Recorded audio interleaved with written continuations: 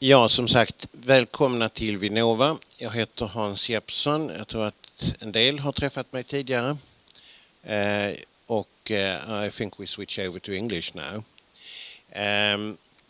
I'm working here assisting with spreading of information around innovation of procurement. And procurement innovation is a very new thing in Sweden, or actually it's not new. We did it in the early part of this century up until the 1970s and 80s. But there's not many examples of innovation procurement taking place in Sweden in the last 15-20 years. But over the last 3 or 4 years, Britain has developed an extensive program of innovation procurement. And we are very happy today to have Mr. Bryan Forbes from Technology Strategy Board here. He has worked with the British SBRI program for several years and is here to share his experiences with their innovation procurement program. Bryan, very welcome here. Thank you. You should know that Bryan and I have done this once before today. And it is his first time he is in Sweden. But could you start with telling us a bit about the Technology Strategy Board and BSR? Good afternoon, everyone.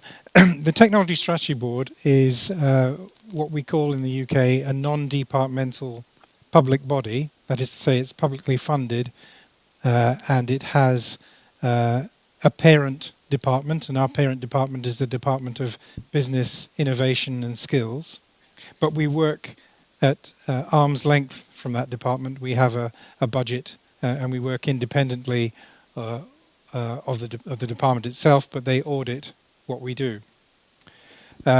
Most of the budget that we have, and we have around £300 million a year in terms of a budget, is spent on innovation competitions of various kinds. The vast majority of them result in grants to the successful organisations, which means that they have to provide match funding. In other words, we're only funding part of the innovation activity. SBRI, which is the part of the programme of the board that I work on, is innovation procurement. That is to say, it results in contracts which are 100% funded rather than grants. And SBRI is a great program. I really enjoy working on it. The only bad thing about it is its name, because SBRI stands for Small Business Research Initiative, and the program operates under a European framework called pre-commercial procurement.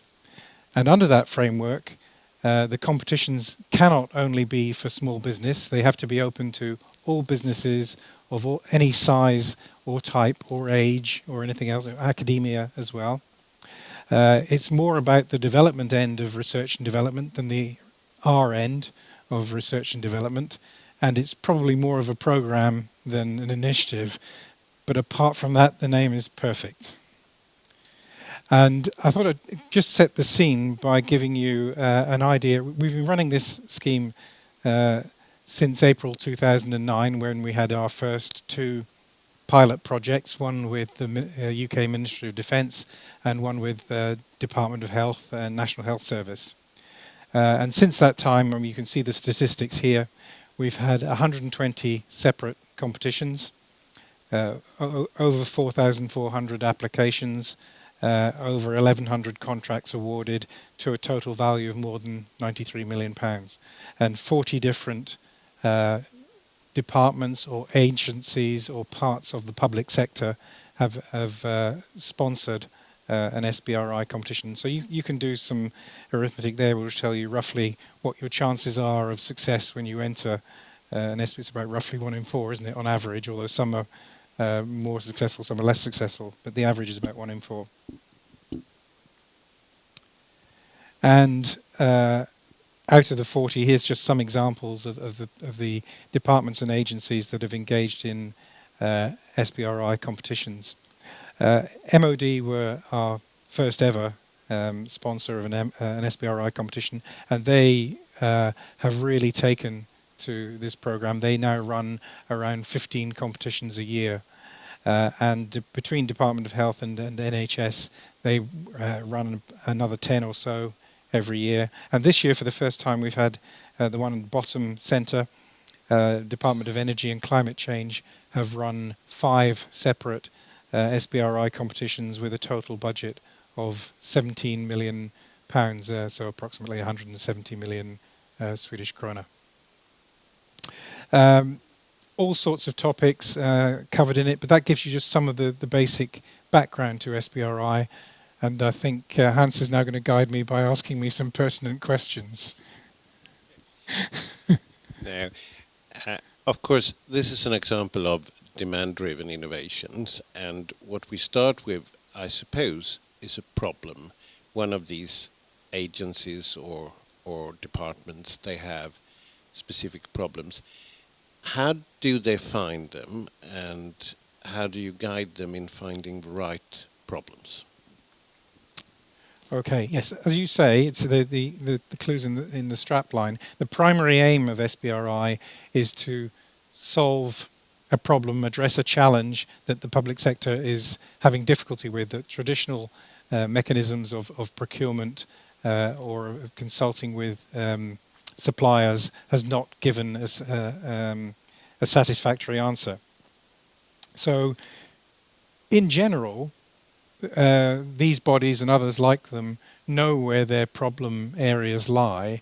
They're looking for a mechanism that works to drive out new innovative solutions, answers to the question, if you like. And that is usually the first step in an SBRI competition, is to get a good question to ask, a good definition of the problem. Sometimes, especially nowadays, departments or agencies who have a problem will approach us. But in the early days, when none of them knew that SBRI existed, myself and my colleagues would go out there, find those people who were engaged in science and technology and innovation within each of the departments, and make them aware that there was this mechanism that they could use to find innovative solutions. So that's how we go about it. We started with the big spenders, like defence and health, as the most likely candidates, and moved on to energy and climate change and the Department of Environment and Food and Rural Affairs. They've run quite a number of competitions, and the Environment Agency is one of their agencies. They are a delivery body for the department. They actually deliver environmental monitoring and other similar activity. Our smallest ever SBRI competition was the one on the bottom left there, the Northern Ireland Tourist Board, who wanted a novel solution to informing tourists who came to Northern Ireland. So when that competition ran, I suppose unsurprisingly, a lot of the solutions were pretty standard smartphone apps. But we did get some stuff that was a bit beyond that. We got some of you might be familiar with the term augmented reality. We got some augmented reality solutions, so you can pick up your smartphone, which has a GPS in it, and point it at a part of the landscape or a building, and it will tell you, what that hill is, what it's called, what its history is, what the stories are associated with it, or the same for a building. So that's how we find candidates for SBRI competitions, and our standard test of whether somebody is serious about the process is when they say, "Who funds it?" We say, "You do." So it's their budget. We want them to own the problem, and there is the concept within SBRI of government acting as an intelligent lead customer. So we're buying R&D, as the public sector.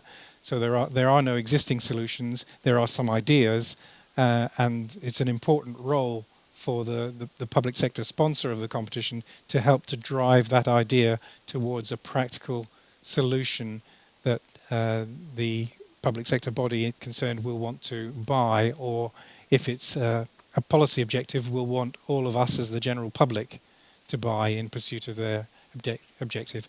I'll just explain a little bit more about that. So Ministry of Defence and Department of Health will typically be sponsoring a competition for a piece of equipment that they want to buy, which solves a problem, whether that's about healthcare-acquired infections or hand hygiene, or for the Ministry of Defence, whether it's equipment for soldiers or whatever. They will be the customer for that product at the end of the day. Some of the other departments, like, for example, the Department of Energy and Climate Change, aren't the customer for most of the solutions that they are sponsoring. The general public, or perhaps industry, are the customer for the solutions that they're trying to bring to the market. They've got one competition, for example, at the moment, looking at innovative means of heat storage from either air source or ground source heat pumps. So can a useful technology be developed that can store heat in a domestic context, so in all of our homes, so store the output from a heat pump when it isn't required, and then get it back later. So the storage material itself and the control mechanisms that go around that to release the heat when it's needed.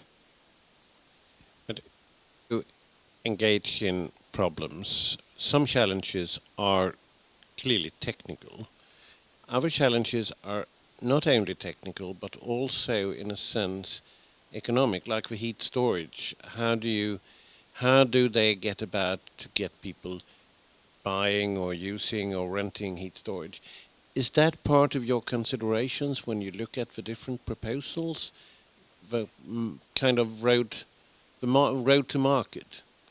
Yes, always. The route to market is an important consideration in an SBRI competition. This is not an intellectual exercise.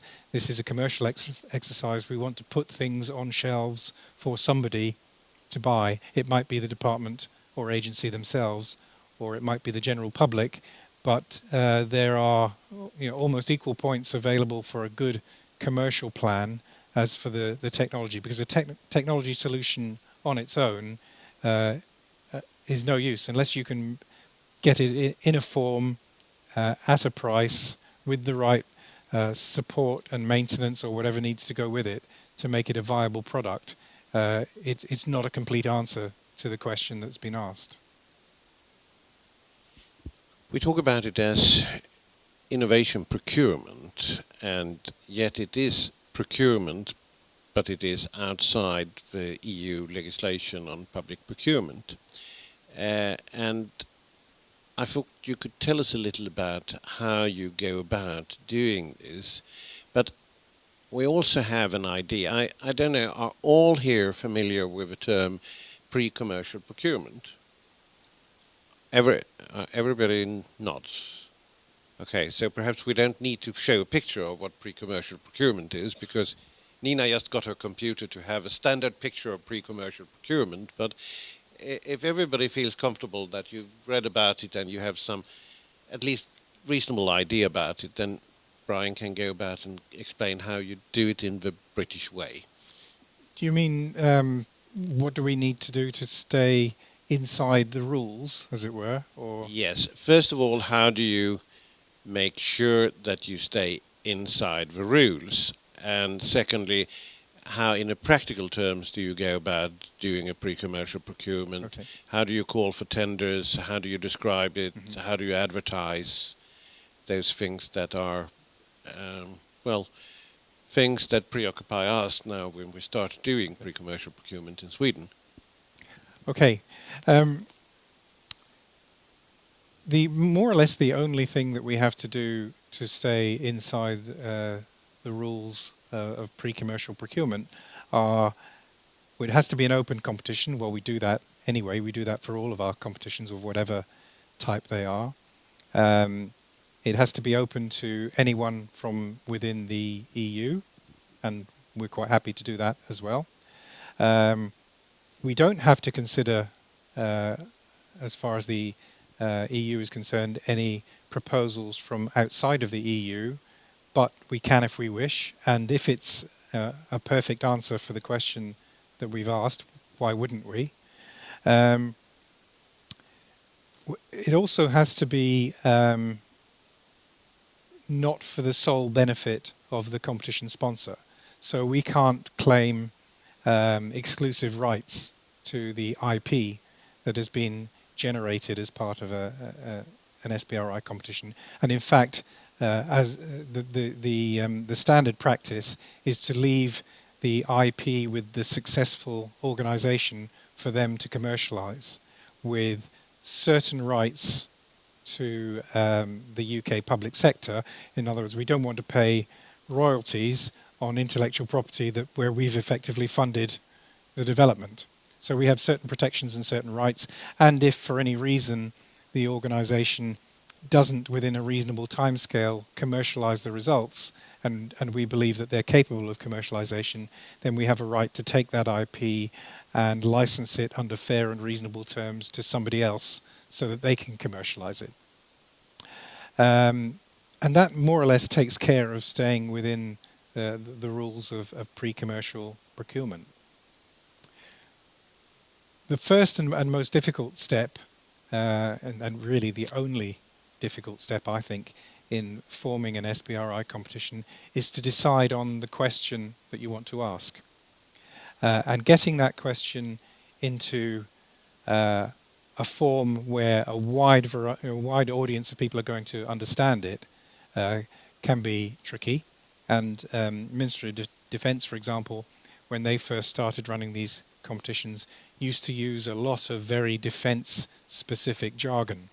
And it was quite difficult for somebody who wasn't used to supplying the Ministry of Defence to understand what it was they wanted. And over a period of time, they have refined that, and it's now a lot easier for anyone to understand the problem. And if I use an example here, it'll illustrate, I think, a couple of things. Ministry of Defence, about a year and a half, maybe 2 years ago, ran a competition which actually doesn't have a particularly plain English title. It was called Rotor Blade Scintillation. But actually the description of the problem was very simple and very easy to understand. The description of the problem says, and it's so simple I can more or less remember it off by heart, that when a helicopter takes off or lands in dusty conditions, also sometimes in snow, which will make it interesting for you guys, there is a disk of light that forms around the rotor of the helicopter, and this is not a good thing if you're trying to stay hidden for a military helicopter. So the problem statement more or less said, we don't know what's causing this, we'd like to know what's causing it, we don't know how to prevent it, we'd like to know how to prevent it. And that was more or less, that leaves it open for anyone to come up with any kind of technology. If they've got a practical answer to the problem, they can put it forward, because there's nothing ruled in or ruled out there. It's just, can you tell us what's causing it? Can you tell us how to prevent it? And that is fairly typical of an SBRI competition and how to set a question. Make it simple, make it open. By all means, rule out things that you don't want. So if you don't want solutions that are environmentally unfriendly, then rule those out. But leave the question as open as you can, because you never know where the good ideas are going to come from. And that's fairly typical of an SBRI competition. And I suppose we'll never know if they've managed to solve a problem or not, because that's top secret, I guess. I don't actually know what the answers were to that particular. It's just for me, it's an example of a good question, and you're quite right. Sometimes we get to know about the solutions that the MOD procure, and sometimes we don't, for obvious reasons. And I'm going to come on to another example of an MOD competition a bit later, which, if some of you were in the room. I think I see a couple of faces who were in the room earlier, so you're going to hear the same stories all over again. You can tell me if I'm consistent in my delivery. So when we're forming a question, we use various people to test the question, test the market. There's no point in running a competition if, unknown to the department or agency, there is something already on the shelf somewhere, something which meets, which provides a solution. And there's no point in asking a question that's so difficult that you're not going to get any answers at all. So you're looking for that sweet spot in the middle where somebody reads the problem statement and goes, "Oh, that's a tricky question. Oh, maybe we've got an answer to." So you're looking for things in that space. And we have some organisations in the UK called the Knowledge Transfer Networks that are actually funded through the same funding mechanism that we are. And they have a huge community, or it's free to join them. They have a huge community of users from industry, from academia, from anywhere. So even just sort of enthusiastic amateurs. If your particular favourite topic is industrial mathematics or whatever it happens to be, there is a home for you somewhere within the knowledge transfer networks. And we will use the sustainability knowledge transfer network or the energy generation and supply knowledge transfer network or whatever the appropriate ones are to test the questions and say, what do you think of this as a question? Are there people out there who are going to be able to answer this question? So we test the question in advance. We might also run workshops and other events in advance, particularly if we think that collaboration is going to be required to answer this question successfully. So we give people an opportunity to know that the competition is coming and to maybe go out and find a partner that provides the other piece of the jigsaw that matches with their piece of the jigsaw. And then eventually we get to the point where we open the competition. And the competition will usually be open for between 6 and 8 weeks. And then we close the competition and assess the results that we've got. And we use independent assessors. So typically the people who've been involved in setting the question will not be used in assessment. Some of the people who've given us ideas, from the knowledge transfer networks and other places, that we may use them as assessors, but nobody who from the if you like, the core of the department concerned or from the Technology Strategy Board will be acting as an assessor. So we use independent assessors. An application form is usually 10 or 12 sides of A4 in length, and it's deliberately restricted. We don't want long, rambling answers to the question that we've set, because if it's long and rambling, then it's going to take a long time for an assessor to read. We want the answers to be succinct and sharp, and so the same sort of idea as you're familiar with the term the elevator pitch, where you've only got a short length of time to explain something to somebody. That's what we want. We want a good idea clearly explained in 10 or 12 pages, plus an allowance of maybe 5 or 6 pages for charts or diagrams for those things that you can't easily explain in words, and typically someone will have a project plan in that format as well. So 10 or 12 sides of A4 for our assessors to read. Normally each proposal will be read by 5 assessors, and the scores will be collected together, and we will have a ranked list of scores. Where we have a large number of proposals, which means that that all the assessors can't read all the proposals because there's too many of them, then we have a process of normalization so that we work out whether there are some who are high scorers and some who are low scorers, and we normalize the scores and end up with a ranked list of proposals. And we go down that list until one of 2 things happens.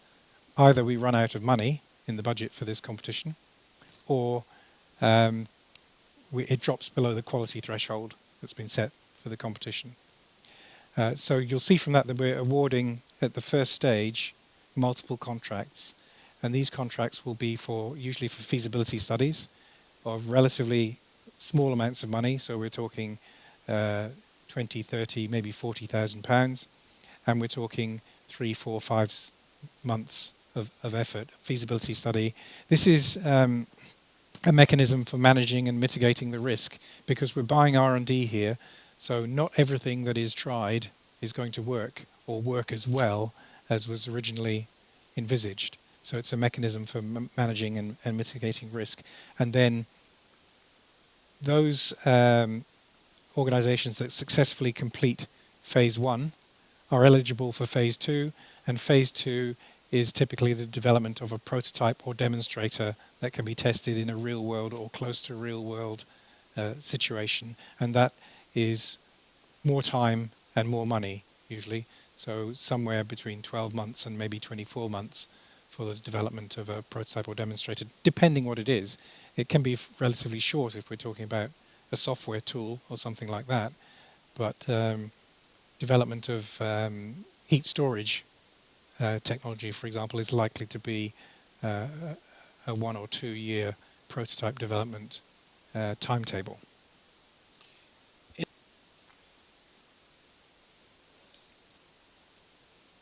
Sorry, in the phase 2, you sometimes have multiple companies and sometimes only. Normally there would be more than one, for several reasons. Sometimes because we want a competitive market, so we don't want to generate a monopoly situation. And sometimes because the technologies that have been proposed are addressing different parts of the problem. So I'm trying to think of an example. The Environment Agency ran a competition for innovative environmental sensors. They make a lot of measurements of air quality and water quality and other things in our environment, and that is at the moment substantially a manual task. It's people driving around in vans with little bottles which they fill with water from the river or the reservoir, and they take them back to the laboratory and test them. And what they're asking industry to do is there a technology out there that would allow them to get an instant result on site, or to perhaps leave the sensors permanently in place with a communication mechanism between the sensor and the offices, so they can get constant measurement and they can know as soon as there's a problem, rather than only knowing about the problem when they turn up to do their next routine test. There are likely to be several prototypes in that program, because each of the sensors is aimed at a different, or can be aimed at a different type of measurement. There isn't a universal sensor out there that will measure everything to do with air and everything to do with water. So there'll be different solutions that address part of the problem. And how do you decide on how much to pay for a company? In phase 1, it's quite simple. You say you pay them a small amount and they're going to work fairly fast. In phase 2, companies can come up with quite substantial development costs. Some of your companies are small, some are quite well-established companies. How do you decide on how much to pay out to them, and when do you make that decision? To some extent, that is decided right up front.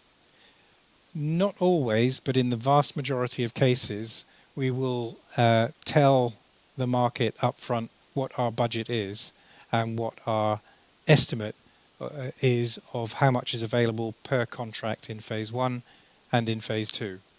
Because otherwise, we're wasting each other's time. If we've got a budget for a prototype of £200,000 and somebody has an idea that's going to cost £1 million, then we haven't got the money, and we don't want to waste their time in applying for a competition that doesn't meet their needs in terms of what they can do. So typically we'll have maybe not a fixed figure for phase 2, but we'll have a range of figures for phase 2. And the question I get asked most often when I say that to maybe a department who are doing this for the first time is, well, if you say you've got £200,000 for a prototype, aren't you going to get an awful lot of proposals that are for £199,950? And Yes, you will to a certain extent. You will get a lot that are close to the limit of what you've set. But one of the things that we ask the assessors to do, and we tell the applicants this up front, is we ask them to assess fair market value. So if the fixed price that they're asking, and these are fixed price contracts in general, if the fixed price that they're asking is £200,000, is there £200,000 worth of value in there? And if not, it fails the fair market value test. And that's also actually another part of staying within pre-commercial procurement regulations, because if you're paying £10 for something that's only worth £5, that is state aid. And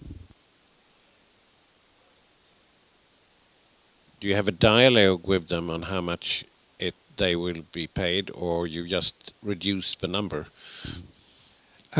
Typically not a dialogue. We publish. We're as open as we can be with what the figures are, and we have a help desk that they can get in touch with by phone. Although for that kind of question, we'd probably prefer email, so that we have an audit trail of what question was asked and what the answer was that was given. So they can ask questions like, my idea is this in scope for the competition? Because one of the most common reasons for somebody failing in a competition is not quality in any other sense other than they haven't read the question properly. They haven't assessed whether their answer is within the scope of the competition. It's a bit like sometimes when I was at school and sitting in an exam and a question came up to which I didn't know the answer, I would give the answer for a completely different question in the hope that I might get some marks for that. And sometimes that's what it feels like when we get proposals from some people. I haven't got an answer for this question, but boy, have I got a good answer for another question. This one is tricky. Be a moderator here, because you have to press the button. Very tough. So do you ever operate with open books or something like that, so you can see how they spend the money? They have to account to us for how they spend the money. So, in general terms, it's a fixed price contract. So if they can deliver it to quality for less, then we're not so concerned. But if a major part of their expenditure was commissioning somebody to test, to maybe do some testing for certification or something like that, then we would want to see evidence that they'd spent the money on testing, and we'd want to see the certificate of compliance. But in terms of hours worked, how would we know if they had only spent 100 hours instead of 120 hours? It's so difficult to assess that. As long as they've delivered a satisfactory result, we're less concerned about that side of things, because it is a fixed price contract. And if they came to us and said it's going to take us 150 hours, we'd go, hard luck. That's your problem. Because it's a contract with a single organisation. They can have subcontractors. That's perfectly fine, and in fact, it's a good thing. But they're responsible for the management of those subcontractors, and they take full responsibility. So there is one lead organisation who lead the project, and that's who the contract is with. How is the interaction between the purchasing authority and the contractor during this development time? I guess that some of these challenges, you need to get a lot of information from relevant agencies about conditions under which they are to be used, and you also start with prototypes and so on. How is that regulated, and do you need some kind of special contract forms? Do people working for the public authority need to sign non-disclosure agreements and things like that? All of our assessors, for example, sign contracts which include non-disclosure agreements, and also include stipulations about what they must do if they find a conflict of interest. When a project is underway, for feasibility studies, it's more of a light touch, but particularly during the prototype or demonstrator development, there will be a monitoring officer. Quite often that monitoring officer will be from the sponsoring department, because this is part of the intelligent lead customer role. So we try to put everything that we think somebody's going to need in the background material when we issue the documents for the competition originally. So everything about, where, for example, the environmental monitoring equipment might need to be installed, the different situations that it might be used in. But somebody might come up with something radical in answer to the competition, which means we've got to provide additional information, and that will typically come from the monitoring officer when that monitoring officer comes from the sponsoring department. So someone like the Environment Agency will appoint someone to look after each project and to make sure that they're on track and to guide them towards something that's going to work.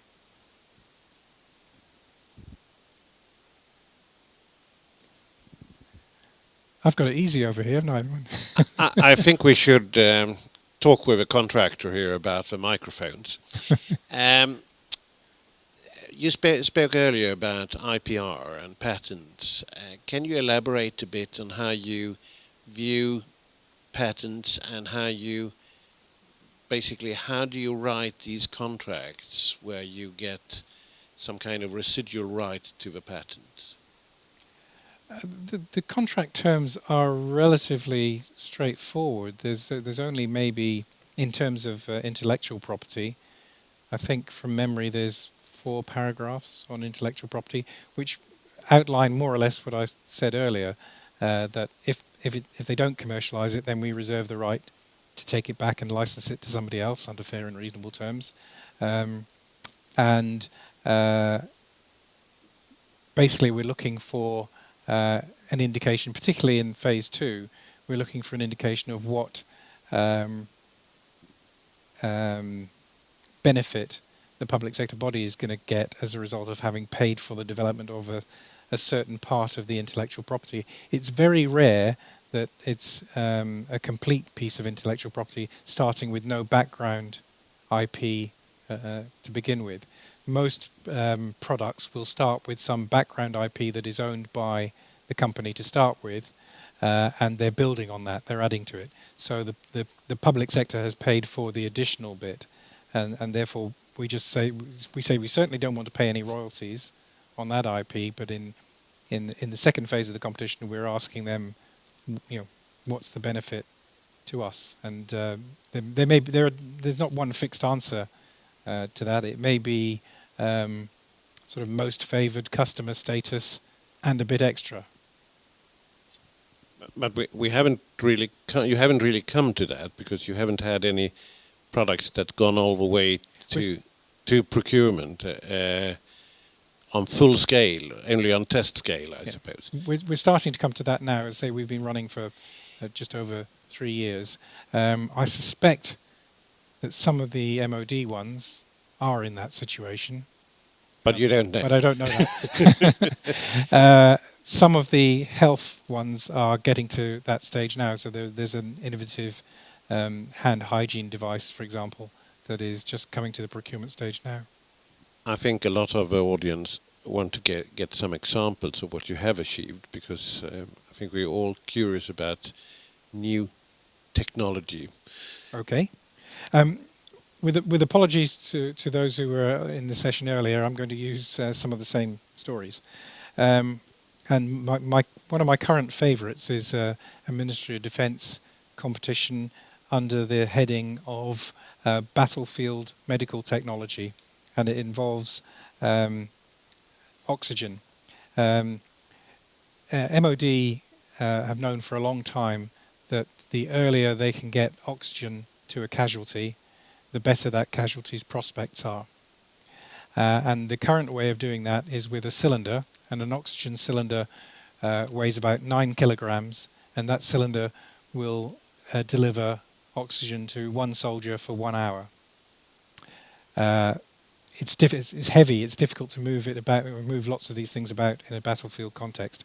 So they asked who had a better answer to that particular question, and a little company in Cambridge said we can, and they now have built a prototype oxygen generator. It's a little bit smaller in profile than this, about probably 2/3 of that, and it's about perhaps 10 centimeters thick. So it looks a bit like a little radio set, and it has a micro diesel engine in it, and it takes in air and it gives out oxygen.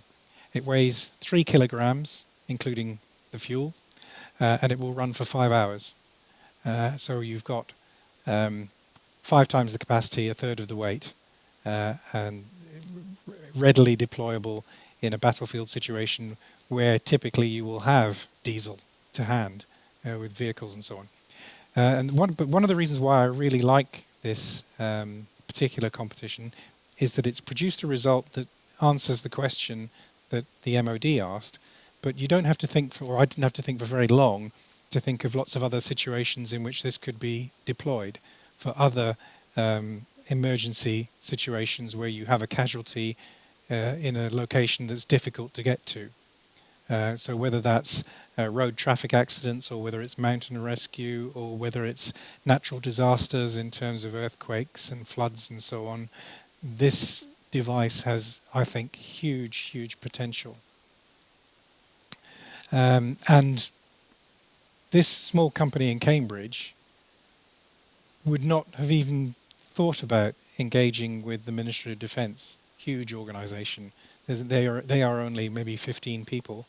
How can they have the time to engage with the Ministry of Defence? And the Ministry of Defence, similarly, would never have found them, this tiny little company in Cambridge. So that's probably the reason that I like SBRI most, is that it's a fantastic mechanism for someone to hold up their hand and say, I have a problem, in a very visible way, and for somebody else to say, I can solve that problem. And the competition is what brings them together. And that's what I really like about the mechanism of SBRI. And I meant to talk earlier about, because you did ask me and I didn't answer because I was going on about something else, about how we publicise competitions. So let me say something about that now. We tell everyone and anyone that we can think of about the competition as early as we possibly can. So if it's a forthcoming competition, we say it's a forthcoming competition. If it's competition opening today, we say that. We use the knowledge transfer networks that I've already spoken about. We use lots of other networks in terms of business angel networks, venture capital networks, trade representative bodies, science parks. We've got a wide range of networks, and it's as I said earlier, it's a bit like throwing the stone into the pond. We tell everyone that we know, and we ask them to tell everyone that they know, so the ripples go on and go on and go on, and we get a very wide distribution of knowledge that the competition is open through using that mechanism. And we typically get very high levels of response to these questions that we ask. The biggest ever response that we had a competition called Retrofit for the Future, which was about retrofitting low carbon technology to existing houses. So all of our houses of all sorts of different types and ages and construction. We had 350 applications for that competition.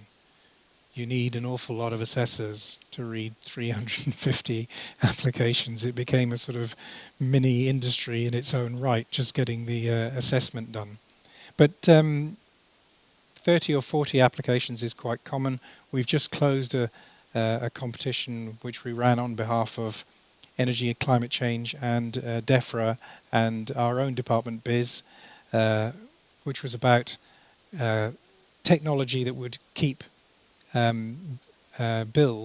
expenses for households and industry down, with 3 themes contained within it: food, energy and water.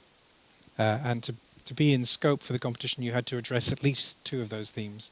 So you could have any 2, but even better if you can do all 3, and it's a technology that will address sustainability and security of supply, and therefore, or even just minimize usage so that you're keeping the expenses concerned with these things under control. And we got 70 applications for that competition. The quality was extremely good, so we've awarded 25 feasibility study contracts for that competition.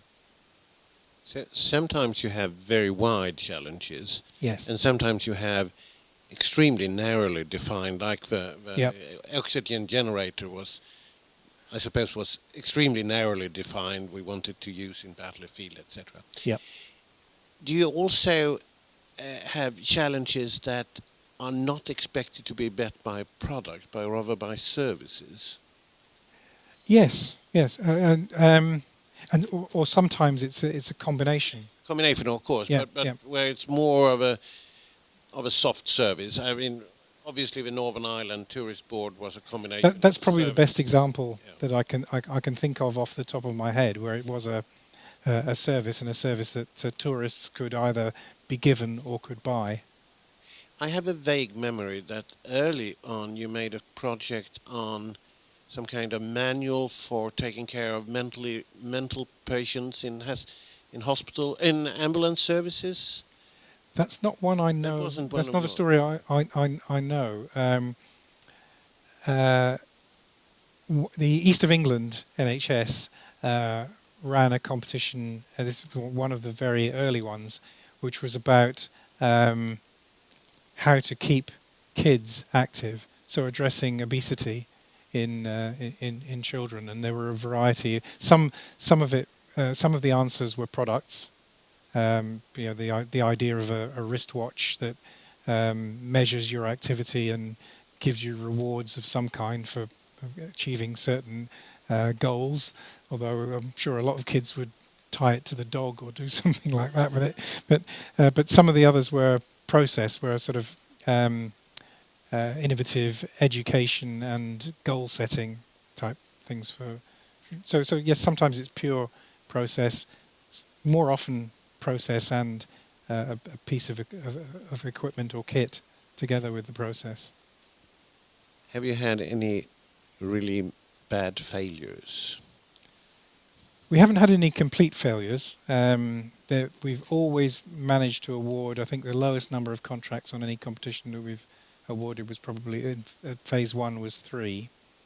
And that was, it was a particularly tricky question. It was to do with, for those of you who are into these sorts of things, it was to do with measurement of the, this is not one that's in particularly plain English, measurement of the biogenic content of mixed waste streams, so that when you use a mixed waste stream for generating energy, you know what proportion of that input was biogenic and therefore renewable, and what proportion was effectively carbon. And so we had we only had a very few answers to choose from in that one, and some of them, I mean, you get these in all competitions, but some of them were definitely in the area of perpetual motion machines and things like that. So we get our fair share of those, but they're fairly easy to weed out. Because I think this is one of the issues that concern many contracting authorities. What about it if there is a failure? What we get out is totally useless. People start laughing at it. The mayor of Stockholm will stand there and ask questions why he spent a couple of million crowns on something that didn't work. The Minister for Environment will be attacked in Parliament. But you've never had that kind, so no minister had been standing in the House of Commons and trying to explain what the government has done with taxpayers' money. Not yet. So I think it's time for opening up for questions from you here. And Johan will walk around with a microphone because we have a camera down there, so we need to record what you say.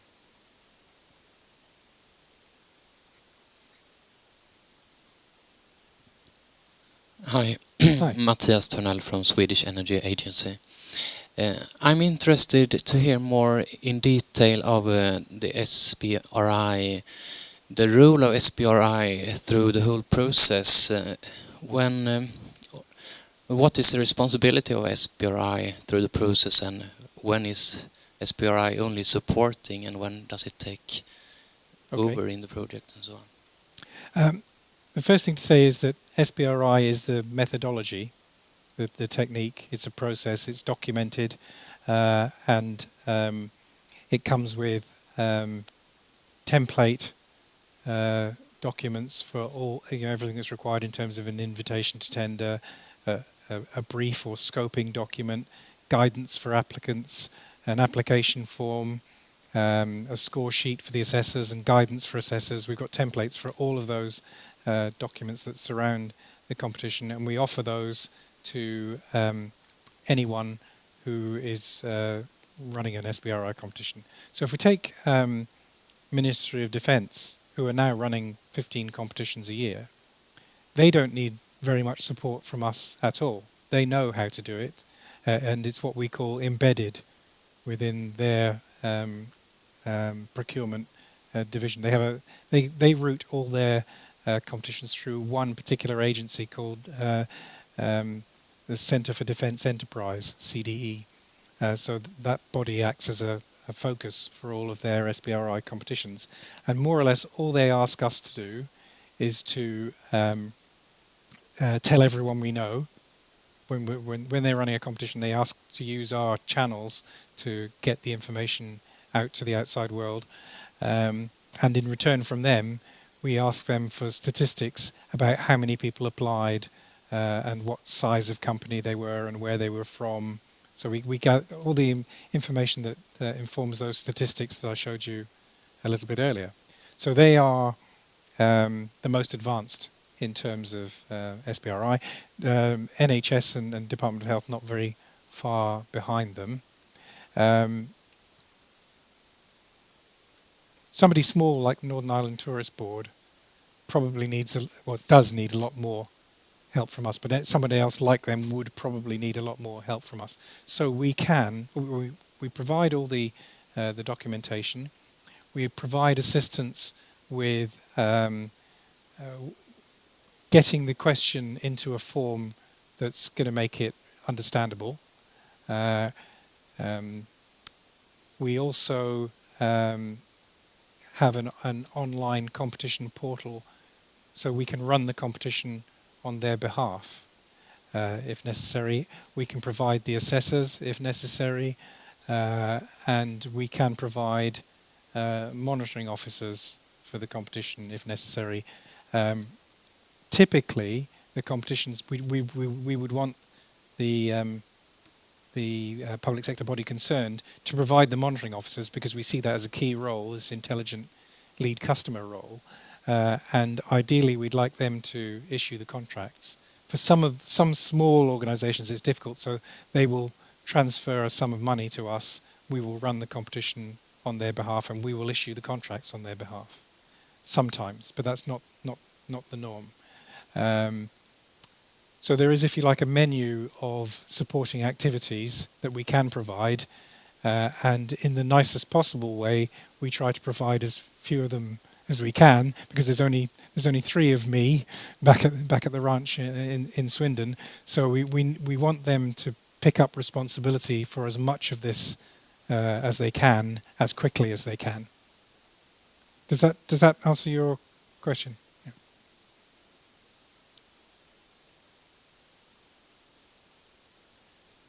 It's all running on the principle that the buyer pays, and what you do is, in a sense, that you slightly subsidize Northern Ireland Tourist Board by providing them more help than you do to the Department of Health.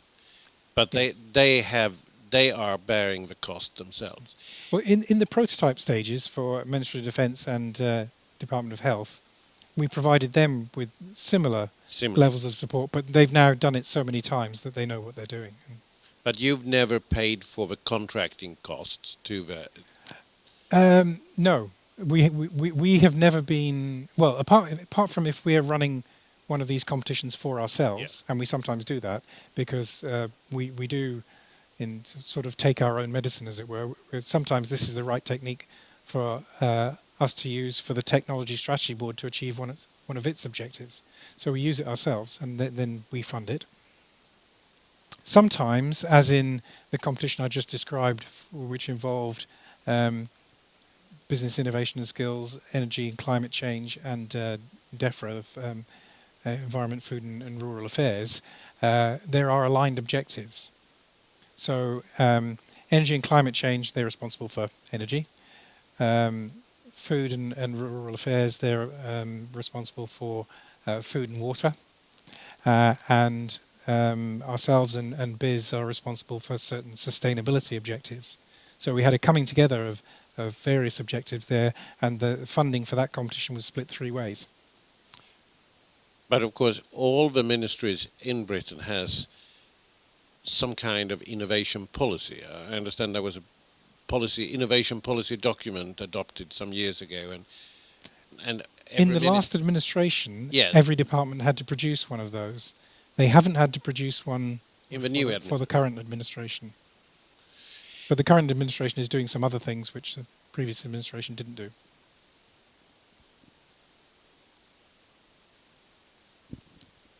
Yes, Jan-Erik Nilsson from ETI. That was precisely the sort of question I was going to ask about, because it's pretty clear that the process is working and you have a good idea of how to implement it and so on and so forth. But I mean, the prerequisite for this being any relevance is that the agencies or the ministries, for that sake, really have an interest in testing new ideas. And like you were saying, if you have an instruction from the government, they are inclined, they have to do it in one way or another.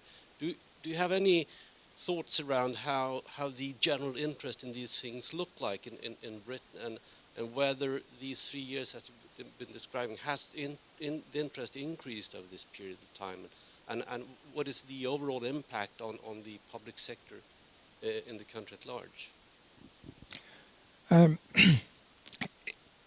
Got it here. Oops. So we've engaged with 40 public sector bodies. There's more than 1,000 public sector bodies overall, but just limiting ourselves to the ones that are of a size that they could undertake an activity like this, we're probably talking around 400, maybe 450 public sector bodies, and we've only dealt with 40 so far. So in a sense, we're just scratching the surface, and 93 million pounds compared with the total innovation R&D budget for the public sector in the UK is still a relatively small amount of money. And in some ways, it astonishes me that the UK is seen as being ahead of everyone else, because we have been doing this for the last 3 years, but I like this technique so much, I'm surprised that more people aren't doing it. But anyway, so we have in some senses only scratched the surface. And when I started on this program 3 years ago, nobody knew anything about it. So we were going out and telling people about it. We never had any incoming phone calls or emails about it. It was all us going out to educate the world, as it were. Now we are starting to get calls coming in. So my friend in DEFRA told me that we can run an R&D competition with your support, and we've got some ideas on topics that we might want to use. Can we come and talk to you? That's starting to happen now. So we are making progress. There is no mandate. We cannot force anyone in the public sector to do this. They can keep going using the same sort of techniques as they've been using previously, such as getting a quotation from their three favourite suppliers, so that they meet the standing orders of their department in terms of competition. So they can keep doing that. We can't stop them doing that. All we can do is say, we think there's a better way of doing this. And we hope that we are persuasive. Just a brief follow-up on that one. Do you have any thoughts around the basic incentives around in the public sector for really being innovative? Because to my understanding, and that is pretty close to what you're saying also now, the basic challenge is to make people in the public sector interested in testing new things, and it's also that on that. There isn't an incentive in terms of, say, the Treasury match funding any funds that a department would put up. I think the biggest incentive is, the current economic climate, and the situation is that we cannot keep going the way that we are. We are not going to have the money, and therefore more of the same is not the answer. We have to find another answer that isn't more of the same, and I think that's as close as we get to an incentive, in my personal opinion. This isn't a statement of government policy or anything. It's just the way I see it.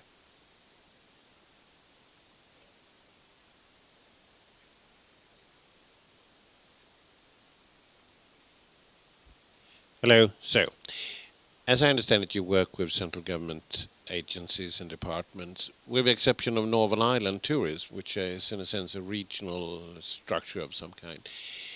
We work with what we call the devolved administrations. So Northern Ireland and Wales and Scotland have their own departments for certain activities, for environment, for example. And we're a UK-wide organisation, so we deal with the whole of the UK, whether it's Whitehall at the centre, Westminster, which is the London part of it, or whether it's Wales, Northern Ireland and Scotland. And of course local government is fragmentized and it's very different, but do you foresee any possibilities that there could be an interest in local government sector for doing something similar? I've spent a large part of the last 3 years trying to get an SBRI competition in local government, and for various reasons it's been completely unsuccessful. It's a difficult question to answer. I mean, a large part of the whole in those 450 public sector bodies of any size is local government. They make up the vast majority of those public sector bodies who have done nothing at all. And again, it's a personal opinion. This is not sort of scientific fact, but my feeling is that they're actually quite risk averse. They work on a 3-year electoral cycle, and a bit like you were saying, the leader of the local council does not want to be on the front page of his local paper or her local paper for something that failed, and therefore they're quite risk averse. They're also, by the time that national budgets are pushed down and down and down and down till it gets to an individual local authority, they don't have large amounts of disposable income. They do spend a lot of money, but it's usually allocated already to social care and other programs that they haven't got lots of spare cash lying around. I think that's part of it. And there's also, for some of them I think as well, there's a feeling that we in local government, we all face the same problems. So why should I be the one to put the money up for a competition and then everyone else is going to benefit?